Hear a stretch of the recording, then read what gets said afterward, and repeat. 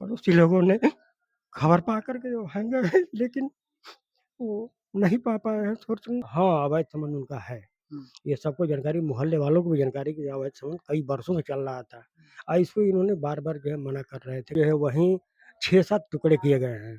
हुँ। हाथ दोनों अलग कर दिए गए हैं, पैर कमर से दोनों अलग कर दिए गए हैं, सर अलग कर दिया गया है।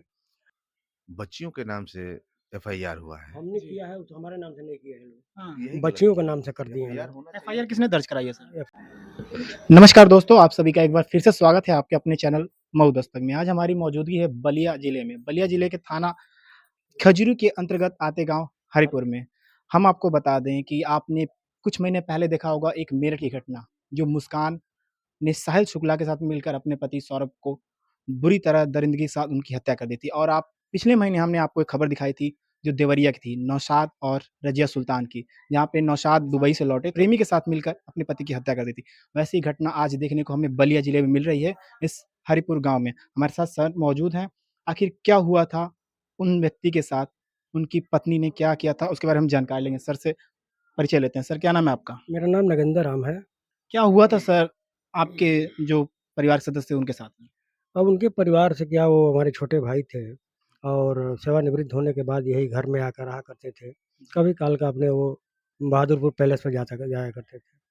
उस दिन 9 बजे की घटना है, 9 तारीख को वो घर से निकले हैं और निकल कर के गेहूँ चावल घर से लिए हैं, वहाँ पहुँचाने का काम किया उन्होंने। जी। और 11:49 पर वो जो है कमरे पे पहुँचे हैं।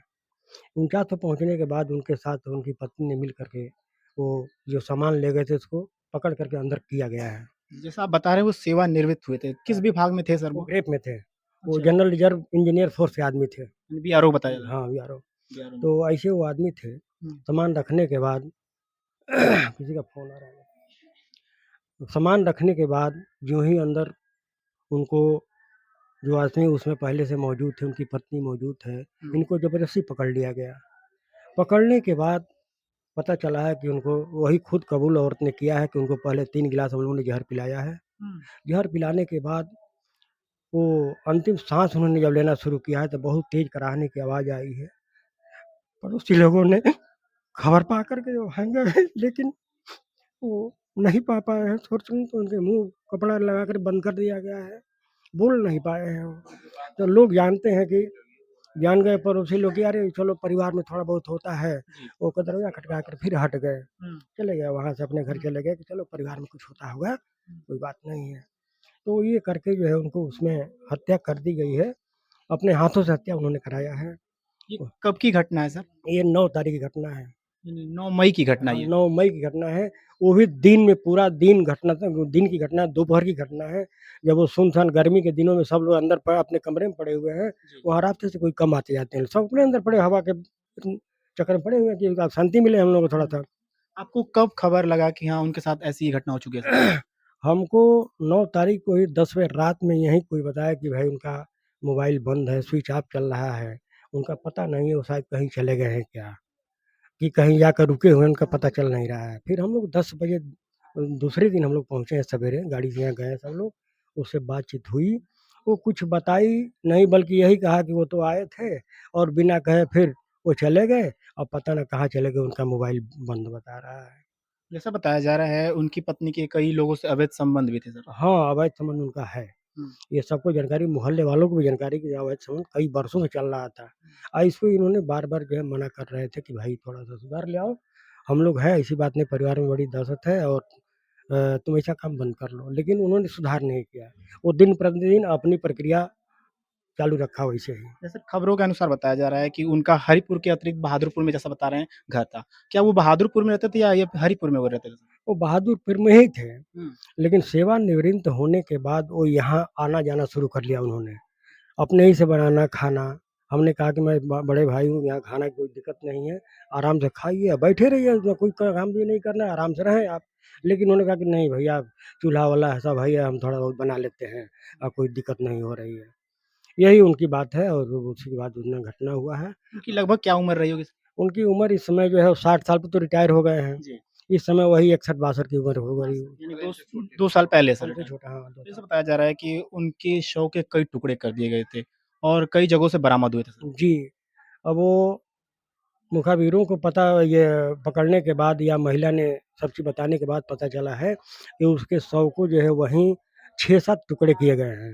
हुँ। हाथ दोनों अलग कर दिए गए हैं, पैर कमर से दोनों अलग कर दिए गए हैं, सर अलग कर दिया गया है और ले जाकर के ये बहादुरपुर से उठा करके वो सिकंदरपुर थाने के अंतर्गत पड़ता है खरीद गाँव, हुँ। वहाँ ये सुनसान एरिया है कि नदी किनारे उनके शव को पता चलता है कि वो नदी में प्रवाह कर दिए, फेंक दिए कि मिलेगा नहीं, शिनाख्त हो नहीं पाएगी। जी।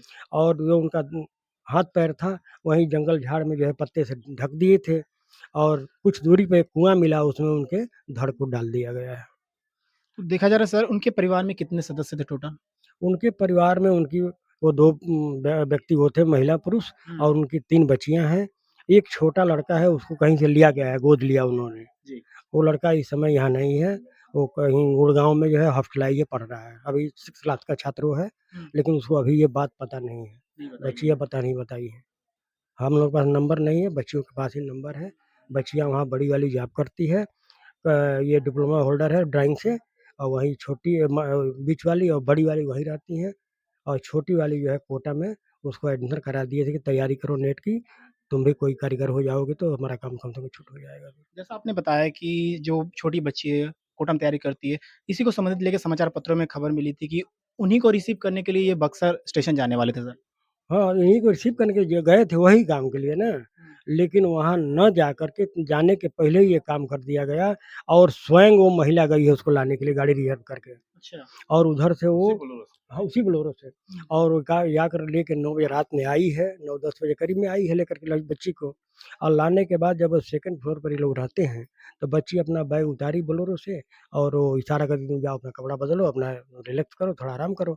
अब इसको नीचे फ्लोर पे ये काम होना था, वो त वो हम वो लोग पहले से पैसा-वैसा दे कर के आ रहे हैं हुँ। और तब तक जो है वहीं रह कर गाड़ी में फटाफट लोड करा दिया। हुँ। अब सब लोग जानते हैं कि बच्ची को गाड़ी पहुँचाने आई है ना, हुँ, हुँ। लेकिन जो है वो तो काम हो गया था, उसमें लाश रख दी गई है और लेकर तुरंत उसको भाग गए हैं लोग वहाँ से। जैसा देखा जा रहा है प्रशासन ने इस पे काफ़ी बड़ी कार्रवाई की है सर। हाँ, प्रशासन तो लगी है, हुँ।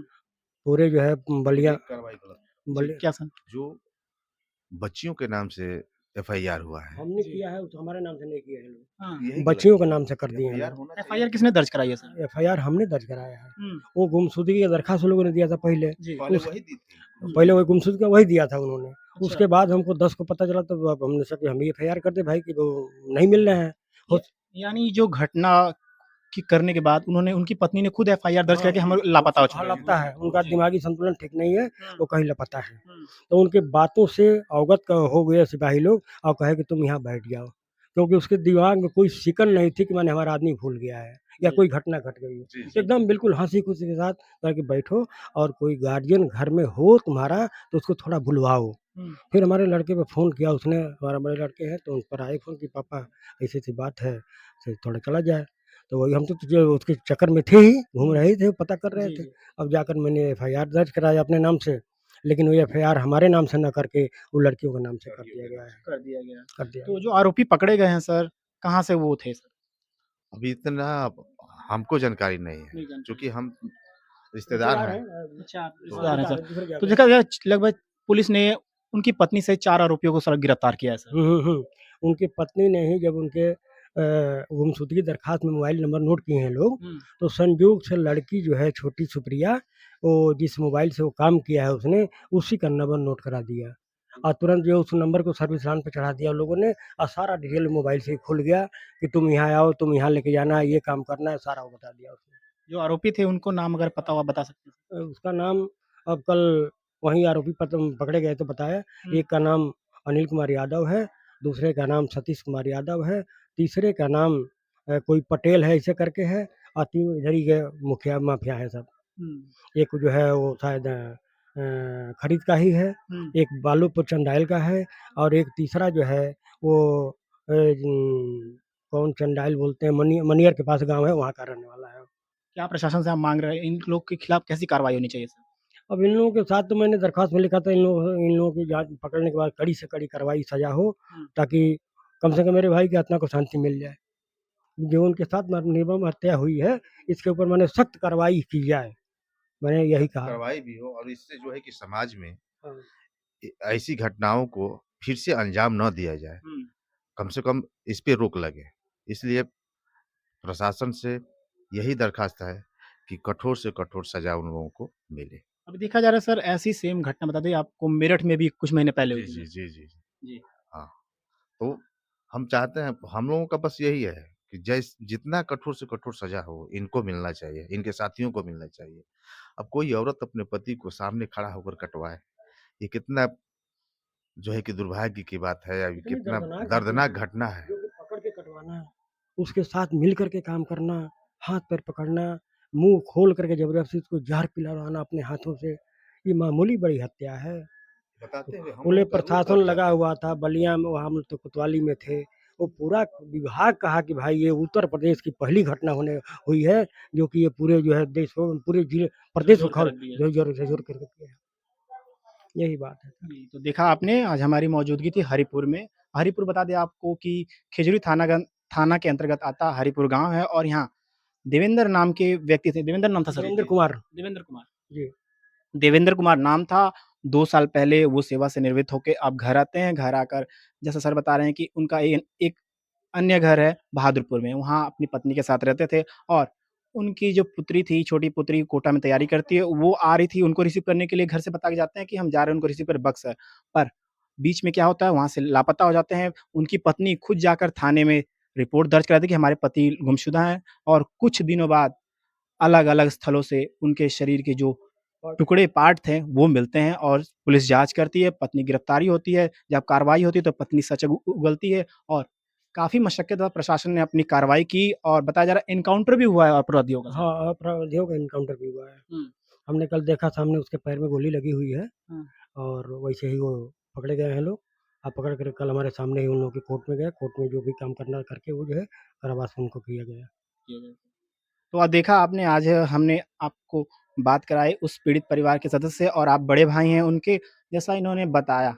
आग आप देख रहे हैं भारत में लगातार पिछले 4-5 महीनों से ऐसी घटनाएँ लगातार देखने को मिल रही है। आपको बगल के जिला देवरिया में ऐसा नौशाद और रज़िया का मिला था और यहाँ पे देवेंद्र जो थे, एक हँसता-खेलता परिवार था, लगभग 62 वर्ष उम्र थी और उनकी पत्नी के द्वारा निर्मम तरीके से उनकी हत्या करके और शव को कई टुकड़ों में अपने जो साथी थे, उनके द्वारा फेंकवा दिया गया था और प्रशासन ने अपनी कार्रवाई कर ली है और अपराधी पकड़े गए हैं। ऐसे ही और दिलचस्प खबरों के लिए आप हमारे चैनल मऊ दस्तक को लाइक, शेयर और सब्सक्राइब करना ना भूलें। मिलते हैं किसी और खबरों के साथ, तब तक के लिए धन्यवाद। है।